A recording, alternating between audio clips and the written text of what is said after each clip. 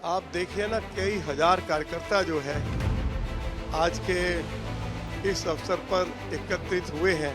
दिल्ली तो mini India है, हमारे उत्तराखंड के लोग भी हैं, पूर्वांचल के लोग भी हैं, राजस्थान के लोग भी हैं, मध्य प्रदेश के लोग भी हैं, साउथ इंडिया के लोग भी हैं। तो अलग अलग प्रदेशों के लोग जो दिल्ली में रह रहे हैं वो अपनी वेशभूषा में आज के इस जो मेरा नॉमिनेशन आज हो रहा है उसमें बहुत भारी संख्या में एकत्रित हुए हैं और मोदी जी के नाम पर दिल्ली के लोग अपना सब कुछ न्यौछावर करने के लिए तैयार हैं। इलेक्शन रामवीर सिंह विधूरी नहीं लड़ रहा है, इलेक्शन तो अब जनता लड़ रही है और मोदी जी को तीसरी बार प्रधानमंत्री देखना चाहते हैं और सभी की इच्छा है कि मोदी जी की लीडरशिप में भारतीय जनता पार्टी 400 से ज़्यादा सीटें जीते। तो बिल्कुल वैसा ही माहौल मुझे चारों तरफ दिखाई दे रहा है। दक्षिणी दिल्ली से बीजेपी के कैंडिडेट रामवीर सिंह विधूरी जी हमारे साथ बात करने के लिए मौजूद है।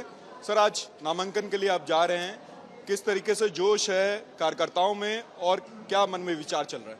आप देखिए ना, कई हजार कार्यकर्ता जो है आज के इस अवसर पर एकत्रित हुए हैं और अलग अलग जो राज्यों के लोग हैं। अब क्योंकि दिल्ली तो मिनी इंडिया है, तो हमारे उत्तराखंड के लोग भी हैं, पूर्वांचल के लोग भी हैं, राजस्थान के लोग भी हैं, मध्य प्रदेश के लोग भी हैं, साउथ इंडिया के लोग भी हैं। तो अलग अलग प्रदेशों के लोग जो दिल्ली में रह रहे हैं वो अपनी वेशभूषा में आज के इस जो मेरा नॉमिनेशन आज हो रहा है उसमें बहुत भारी संख्या में एकत्रित हुए हैं। आप बाहर जाके देखिए, मेला लगा हुआ है, हजारों लोग हैं और मैं समझता हूं कि आज का जो कार्यक्रम है वो बहुत ही ऐतिहासिक होगा। दिल्ली के लोगों के मन में देश के यशस्वी प्रधानमंत्री आदरणीय श्री नरेंद्र मोदी जी के प्रति बहुत श्रद्धा है, बहुत आदर है और मोदी जी के नाम पर दिल्ली के लोग अपना सब कुछ न्यौछावर करने के लिए तैयार हैं। मैं ये मानता हूं कि 2019 में भारतीय जनता पार्टी के उम्मीदवारों को 57% से लेकर 60% वोट पड़ा। इस बार जो मैं माहौल देख रहा हूँ एक बिल्कुल अलग तरह का माहौल है।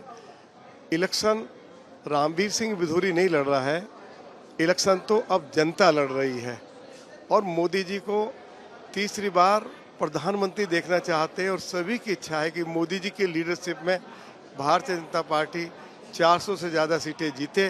तो बिल्कुल वैसा ही माहौल मुझे चारों तरफ दिखाई दे रहा है। आपने जनता की बात की कि जनता इलेक्शन लड़ रही है, लेकिन आम आदमी पार्टी जो कि कांग्रेस के साथ गठबंधन में है वो तो दावा ये कहते हुए नजर आई कि सातों के सातों सीट वो जीतने वाली है।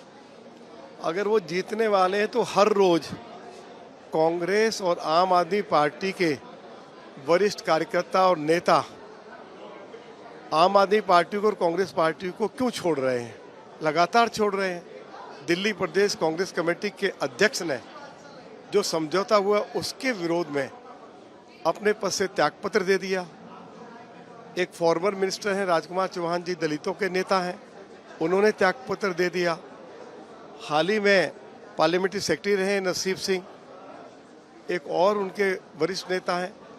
लगातार कांग्रेस के वरिष्ठ नेता जो आपस में तालमेल हुआ है कांग्रेस और आम आदमी के बीच में, उसके विरोध में लगातार त्यागपत्र दे रहे हैं, पार्टी को छोड़ रहे हैं।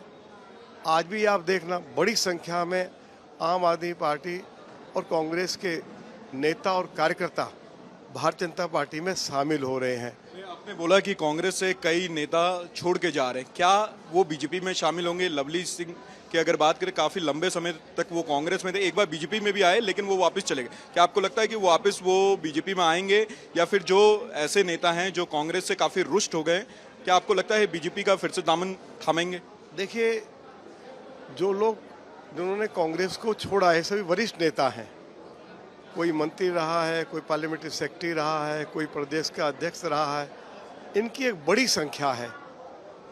आम आदमी पार्टी में भी उनके एक मंत्री ने त्यागपत्र दिया है। तो मुझे ऐसा लगता है कि इन सभी का समर्थन जो है भारतीय जनता पार्टी को मिलेगा और इनकी पूरी आस्था देश के यशस्वी प्रधानमंत्री श्री नरेंद्र मोदी जी के प्रति दिखाई दे रही है। और मुझे लगता है कि चुनाव में तो सभी लोग भारतीय जनता पार्टी के उम्मीदवारों का समर्थन करेंगे, ऐसा मेरा मानना है। कुछ लोगों से जो मेरी बात हुई है तो उससे तो यही नतीजा सामने आया है कि भारतीय जनता पार्टी को समर्थन करेंगे। दिल्ली की बात करें, आखिरी सवाल है कि दिल्ली की बात करें, 7 सीट को लेकर के ये चुनाव लड़े जाएंगे। क्या लगता है आपको और पूरे देश में क्या लगता है, एनडीए को कितने सीटें आएंगी और दिल्ली में क्या उम्मीद है आप?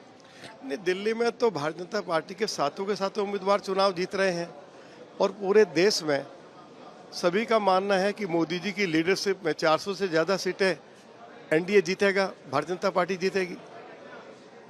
आखिरी सवाल, कहते हैं कि जो अरविंद केजरीवाल हैं जेल में बंद, उनके ऊपर निगरानी रखी जा रही है। हरदम आम आदमी पार्टी ये लगातार ही अपने प्रेस कॉन्फ्रेंस में कहते हुए नजर आ रहे हैं, उसको लेके क्या? अब मुझे नहीं मालूम, ये तो तिहाड़ जेल और अरविंद केजरीवाल के बीच का मामला है और तिहाड़ जेल के ऊपर पूरा कंट्रोल दिल्ली सरकार का है, क्योंकि वो ट्रांसफर सब्जेक्ट है तो उन्हीं का कंट्रोल है।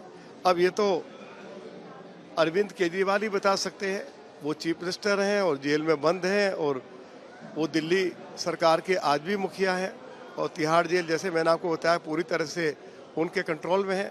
अब अंदर क्या हो रहा है तो वो तो जेल के जो अधिकारी हैं वही इसकी जानकारी दे सकते हैं।